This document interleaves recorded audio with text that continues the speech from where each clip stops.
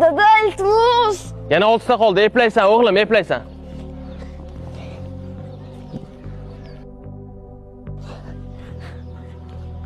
Bir. Dada, ikkita qildim-ku. Ay! Yana 4 ta. Har bitta gapirgan ortiqcha gaping uchun yana qo'shilib boraveradi. Bormi gaping? Bo'la qol, bo'la qol.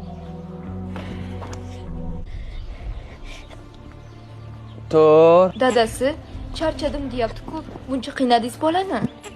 Sen borib ishingni qil, aralashma. 5 qoningni.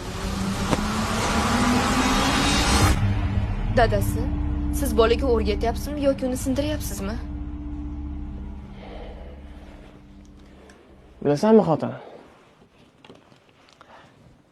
Hayot ham shunday qiynaydi. Lekin u onasiday himoya qilib turmaydi. O'g'ling ertaga yiqilganda qaytib tura olishi uchun kuchli bo'lishi kerak. O'sha kuchni hozirdan o'rganmasa, hozirdan yig'masa, ertaga kech bo'lishini bilasanmi? Onasi. Sen uni asrayapsan. Avaylayapsan, himoya qilyapsan-a? Oqibatda bilasanmi nima qilyapsan? Sen uni irodasiz, ojiz qilib tarbiyalayapsan. U ertaga qochishga o'rganadi. Nimadan?